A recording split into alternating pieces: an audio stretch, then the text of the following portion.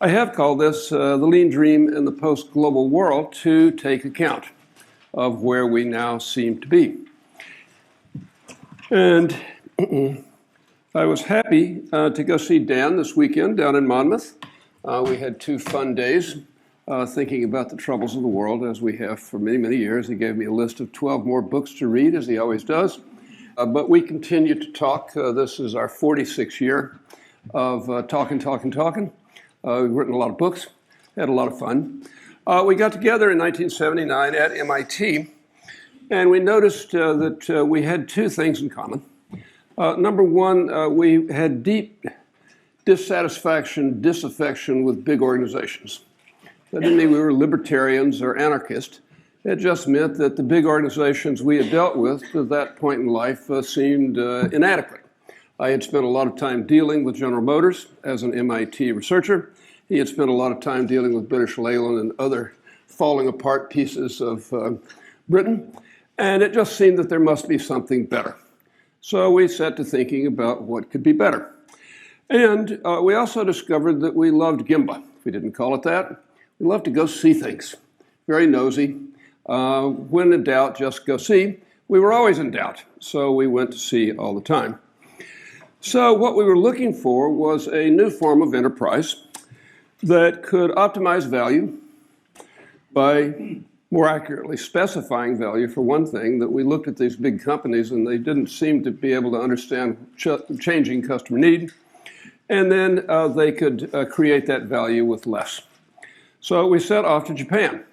That was the place to go at that time, 1979. Japanese were going to conquer the world. Japan is number 1. You may remember those days. But it seemed a place to go for looking for a new form of enterprise. So we made lots of trips and we visited lots of companies. We had a lot of fun. But we realized that if this enterprise was going to actually do the right thing, it was going to have to stabilize the flow of value. We discovered that people are pretty good looking at points, and they're pretty good at looking at systems, but the real payoff is to analyze the flow of value back from the customer, to look and see if it's really an accurate representation of what customers want, and to see how much munge, how much waste, how much chaos there is in the process. And that's in product and process development. It's in fulfillment, what you might call production, but that's from order back to raw material to the customer. Supplier alignment improvement, customer support in the use cycle after they get whatever the product is, and then general management. And these are all processes, right? And we were really interested in process. And what we believed about processes is that they all want to get worse. In this universe, maybe not in other universes, but in this universe, the one where we are right now, processes want to get worse as quickly as they can, and they're very good. They're very good at it. So things fall apart in this entropic universe. And that what we needed was stability, continuous improvement, and occasional leaps in performance to defend the enterprise. We were dealing with General Motors and British Leyland, 2 failing enterprises who couldn't do these things. And we said, well, how could an enterprise survive and even flourish over the long term? Well, they have to pay continuous attention to their value-creating processes. And if they did that, you could have an enduring enterprise. Let's just think about what an enduring enterprise might be. Number 1, customers for life. And why would you lose customers if you're always giving them a better experience, deal, more faithfully fulfilling their value need? Employees for life. Why do you lose people? Well, look, a lot of managers want to lose people because they don't like people. But why can't you build an enterprise that people actually want to stick with? Suppliers. Why would you be changing suppliers all the time? Wouldn't it be easier and better to actually have partners? Investors. The world of short-term investing, by the way, has always seemed crazy to me, that you take enterprises that people work in and put their lives into, and some idiot with a trust fund can come in and buy the thing, right? Really? That's what we do. So, however, could we create a situation where investors wanted to stay the course and be supportive of these other needs. And then you have to have stability to ride through market and technology waves and management and geopolitical errors. I will call the current situation a geopolitical error, okay, which is a neutral term. That's just what I say. And so you could create an enduring community lean value, community of lean value, and that was our dream. Here was the dream. Could we find that? Now, of course, it wasn't impossible. We found it at Toyota. It took us a while. We went to a lot of companies. We went to Nissan and said, well, this is the General Motors of Japan. Went to Honda, said, love their racing spirit, but you can't scale this thing. The key ingredient is adrenaline. And eventually, these guys are going to get old. And they are a bit older now. They've done okay. But we looked at Toyota as the one organization we could find that actualized our lean dream. Okay, so think about those four criteria. Toyota's actually been able to do all those things. And they've been able to do them pretty consistently since 1950, when they had a great crisis, which, by the way, was a wonderful thing for them. They had a crisis that really forced them to think. And since that time, they've had basically no turnover in their supply base. You heard this morning that the problem there, D-side, is that people don't quit. So that actually creates a new problem. By the way, every solution creates a new problem. And they've got it. They've been pretty good. Stood, and it's turned out to be very durable. I think a lot of you who are out in the lean world and you see all the chaos going on, and you say, that's bad for us, because we believe that you can create stability, right? And the world doesn't want to right now be stable. So disadvantage to us, advantage to people who live by their wits, make it up as they go along, do something different every day. I don't think so. See if I can convince you. By the way, newsflash on our friends at Toyota, they're doing better than you think. Okay, I think, by the way, they're performing better now than they were when we started our work. And when we finished the machine book in 1990, the machine that changed the world, it's not what you hear, all right, that they missed the boat on EVs. Turned out the boat wasn't leaving, so they really didn't miss the boat. And they've had crises. 1950, they went bankrupt and were taken on by the bankers. Japanese bankruptcy is a little different, but they ran out of cash, and who had the cash for the banks? And the banks came in and said, you don't mind if we wreck your company? And they did mind, and they survived it, and they said this will never happen again. 73, the first oil crisis, big jump in energy price, big shock in Japan.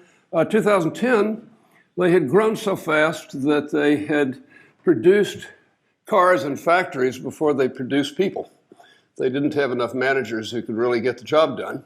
And they learned from that. They stopped, by the way, expanding for some years, saying what we have to do now is grow more managers, create more people who can work our system. And they're really good at ocean planning with concurrent engineering. Instead of jumping to a solution, which is EVs, they said, are we sure we understand the problem? Do we understand the range of possibilities? And so if you don't mind, we will keep exploring, after others quit, different ways to do cars, hydrogen. And best of luck to the folks here, whether you get the hydrogen car or the real electric car, whatever you get. Hope you get something new. And they stuck with plug-in hybrids, which were thought to be on the way out. I think they are for the long term. I think of them as the gateway drug to BEVs, okay? You get used to plugging in. I've been doing it for 10 years. Get used to plugging your gas car in, and then you're trained, pre-trained, for good EVs once they show up. And consistently taking the long view. It is striking to me what long view the Toyota people take. And then finally, they've had a China plan too, and the deal was don't overinvest. This thing is volatile. Outsiders are not always welcome in China. Outsiders are frequently not welcome in China. So let's be moderate about our level of engagement. But most interesting, since 2019, they have had a technology joint venture with BYD. Build Your Dream. the most successful of the new generation Chinese car companies. And while everybody else has either been over-investing or running away, they've been moderately investing while doing a JV with the company that's probably got more technology than anybody else. And I've just launched a new BZ3X 2 weeks ago in China. The spec is kind of amazing for $16,000 US. Okay, it's got as good a spec as the $40,000 BZ4X that I got rid of because it didn't have enough range and you couldn't charge it on a cold day. So I think that's pretty impressive. And I would predict that Toyota will be fine. It's not to say they aren't going to have some hard days. I wish I could be there right now to listen to their Hoshin revision, given Trump 2.0. Okay, we did Trump 1.0. We've now got Trump 2.0. By the way, if that isn't a black swan event, what is? Okay, that you don't know what's going to happen. You can't imagine it could happen. Then it does happen, but you don't know the magnitude of the duration, and you're supposed to make 30-year investments right now. Okay, so this is not easy. Machine was launched in 1990. By the way, how many people read Machine? Tell the truth now. I don't want to, this is the bad data is bad data. It's the number's smaller and smaller. That I gave a talk in another country and another company the other day, and not a single person. They said they were doing lean, but not only they hadn't read it, they'd never heard of it. Well, okay, there are translation issues and so forth. Well, okay, I get it. I've got a sell-by date. But when we brought that out in 1990, the Soviet Union just collapsed. China had really jumped into the world with both feet. Probably the most amazing thing in economic history is what the Chinese have done since 1978. You may love it, you may hate it, but it's pretty amazing. So we thought, wow, a stable, truly global, largely tariff-free economy, how's this going to work? And we had our own theory of regions based on some lean thinking, which was that why would you ship product from this side of the world to the customer who's on the completely opposite side of the world? And investors would think that's a great idea. So in fact, the mark of a properly run company was how far from your customers can you make things? And some companies got a perfect score. They're not so happy right now. Okay, so we said, look, the logic of this thing is that excess transportation is bad. We heard that from Taiichi Ono. Remember Taiichi? Excess transportation. He didn't say transportation is bad. He said excess transportation. So what you want to do is trade some labor costs, which are a real deal. There is a big difference between high-wage countries and low, right to the complications of moving to strange places with people you don't know to do things. And the logic is stay in your region. If you're in Europe, suddenly you've got all of Eastern Europe. And this is a lot more stable than going to China. If you're American, you've got Mexico and Canada. That's more stable than going to China. Maybe not under Trump 2.0. And then if you're in East Asia, there's lots of opportunity within the region to get low wage if you need it, and then keep your high wage people doing the higher value activities. And then that's what you do with your volume products, and then you can trade niche products everywhere.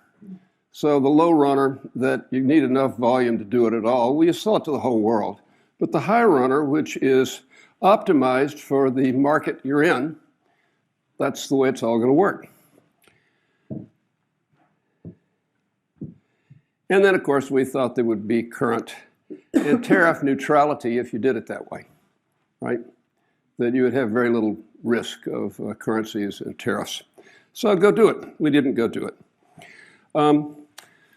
So it was the way to address the Japanese challenge.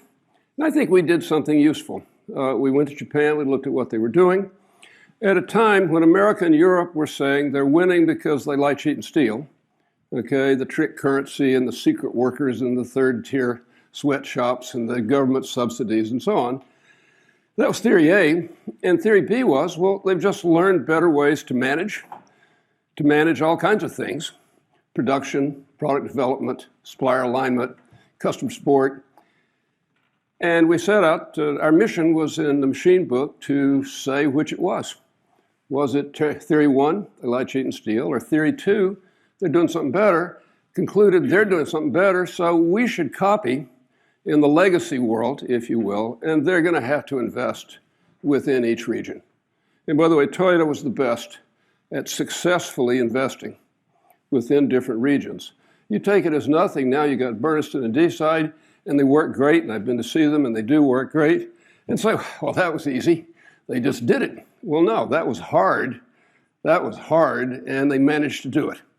And they've done it really, I think, better than anybody else, which becomes very relevant going forward. Oh, by the way, Dan and I, dreamers that we are, we actually went down to the Federal Reserve in Washington to talk to the economist about what would happen to the economy if you could take half or more of the inventories out of the economy. And they had models of how the normal business cycle works. And our conclusion was that you could cut the amplitude of the business cycle in half just by doing a level of inventory required by good lean practice. We said, whoa, we're going to stabilize the whole economy. It's going to be win, win, win, win, win. Didn't happen, but just saying. So for 25 years, it seemed to work. I was feeling pretty good. But progressively, managers, doggone it, managers pushed by short-term investors said, we've got to optimize things here. And what we want to do is everybody move to China. I talked to CEOs who had just said, I have to have 20% of my buy in China by next year and 35% by the following year. And I kept saying, well, could you do lean math? Lean math says, A, what would happen if you ran your operations as leanly as Toyota does right here? And then if you thought about your exposure to tariffs, to country collapse, to currency collapse, to these new suppliers becoming your best competitors, and so forth. And the answer was no. We're measuring the piece part price plus slow freight, container freight. That's what we know how to measure, so that's what we're going to measure. We're going to China. Okay, see you later. Now's later. So in doing that, you abandon all obligation to your workers. I have done a lot of NGO work in Guatemala, and one for odd reasons, with a company that moved from Greenfield, Indiana to Antigua, Guatemala overnight on a weekend. And the employees all worked the shift on Friday, and they came back on Monday. The signs were gone, everything was gone, and their jobs were gone. And those are people who I do believe have gotten us to Trump 2.0. And by the way, wouldn't you be mad? And so much of that was going on, of people just abandoning their people. And you can see the rest of that. And you get to the chaotic world of today. It's not your imagination, it's chaos. Okay. So what do lean enterprises do now? Lean enterprises like stability, right? And we're very vulnerable, right? Because we're very good people and we're very vulnerable and so on. I'm just making that up, but okay. I see the world right now as not a black swan, but a flock of black swans. If you read the Taleb book, The Black Swan, anybody read that? Seriously, it's a great airplane book. It was inspired by what happened on 9/11. But what he's talking about is that there are events in human life that are not just unpredictable, they're unimaginable. Okay, before September 11, how much time did you spend thinking about flying airplanes into buildings? None, okay? There are events that you can't even imagine, and because you imagine, you can't predict when they might happen, but even if you can imagine, you can't predict when they might happen, and you can't predict the duration, and you can't predict the amplitude. Those are black swans. And the book sort of implies that they come one at a time. Uh-oh, there's a black swan. But it turns out now we've got a whole flock.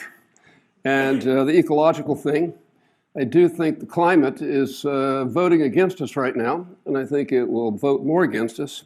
The geopolitical thing, end of the American imperium. As an American, I don't myself regret that, but there is a good question of what comes next. that I always thought it was a bit of an unnatural thing for Americans to run an imperial empire. And now that, of course, is just falling apart. And we get neo-nationalism, okay, as the default. Then the technologies. It's not just AI, but AGI. That's generalized intelligence, okay, artificial generalized intelligence. They can actually think devices. And the robotic stuff. Now, the new thing with the VC crowd is quantum computing. You should get in early. I don't know whether you can do quantum computing or not, but the theory is that, by the way, it makes all encryption pointless because it can run the numbers fast enough that nothing could be encrypted. Everything is open. Is that good or bad? Don't know. But hey, look, what's really disrupting about that is the threat to managerial white-collar work. All this earlier stuff has been about, robots knock out car workers, right? Those good manufacturing jobs. No, this is about your job, okay? And that's a big black swan. Okay, so we're in this world with a flock of black swans. What can lean do? And my answer, hey, I'm sorry I can't do better, but I think in logic this is the only answer, is that we double down on our strengths. And that means using Hoshin effectively to identify challenges and opportunities. By the way, read Mark's book. Mark's going to talk tomorrow. But anyway, he's got the book. This is the Toyota book on Hoshin, okay? This is what you do. All you got to do is read that book and say, maybe we've got the wrong Hoshin because Trump 2.0 just happened. And we this year were trying to work on quality.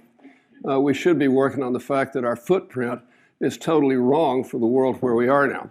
And by the way, there's this notion of it's a year at a time, it's a cycle, and you just start the year and then you do a halfway through checkup. But actually, anytime something big, disruptive, unexpected, unpredictable happens, well, that becomes a Hoshin. Right now, I would love to be at Toyota, wish they would let me in to talk about the discussion they're having about a Hoshin, which is to say how to deal with Trump 2.0. Okay? And we'll talk a little bit more about that in a minute. And that requires, of course, a lot of Kaizen as well. And then daily management. Just because things are unstable doesn't mean we give up on daily management. You're always better off with stable daily management, even when you're in a time of significant change. Something else here that I was really mentioned last year that I'm really struck by, that one of the uses of your OPEX team, or your OMDD team in Toyota terms, is that these unpredictable events, because they're unpredictable, the best you may be able to do is simply try to recover. So who's going to be the chief engineer for recovery? Let's take a company like Toyota, maybe their footprint's wrong. As it turns out, they're going to have to move a lot of production to different places. Who's in charge of that? Who's going to do the A3? Needs an A3, right? So it's a job for OPEX, OMDD, as it is at Toyota these days, which I suspect many of you have never thought about. But who is going to be the fireman? But now who's going to actually have the plan for the recovery? And then lean math, hey, now everybody's out of position with regard to location, so they will immediately decide to en masse do the exact opposite of what they did before. I started writing about this in 2003, promoting the idea of lean math, which is simply how would you be if you could actually do the whole lean thing where you are before you move anywhere, and then what's the right formula for risk with all these risk factors rather than just measuring piece part price and slow freight. So now, though, I did not say, hey, let's all go home. Let's move everything back to whatever the market of sale. What is the right thing to do? I mean, that takes some thought. There's no perfect answer, but a thoughtful answer is better than a thoughtless answer. And constancy of purpose. You know, in chaotic times, I'm this way, I go back and forth with my wife every day on this. She is up and down, up and down, up and down, things happening. And I say, no, when it's looking good, it's not as good as you think. And when it's looking bad, it's not as bad as you think. And you just need to do some hijunka, some emotional hijunka, leveling, okay? Seriously, to keep from going crazy. Like, I can see no lean benefit in a psychic, in a mental meltdown. So it's in your interest to just sail a steady course. And then, too late for some of you, but part of the reason I have such confidence in Toyota is that since 1950, they have carried a mountain of cash, that all financial analysts have looked at it and said, this is outrageous. They ought to be leveraging every yen.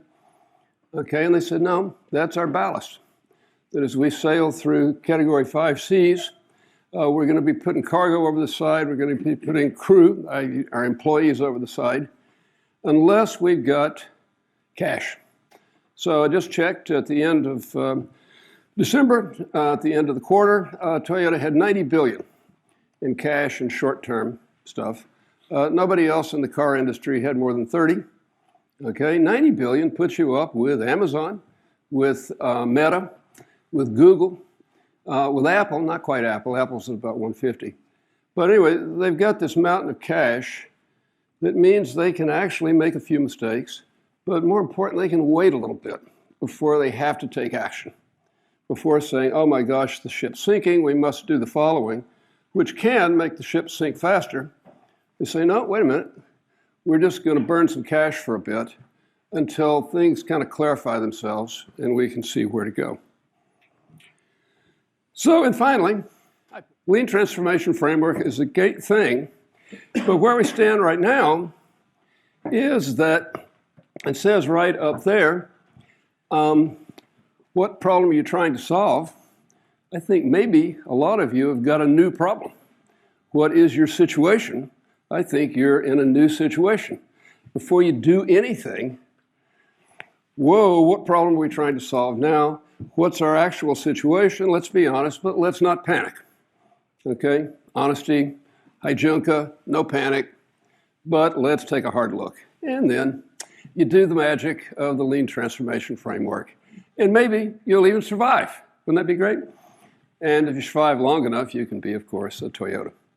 So that's my story. Hey, that's my story.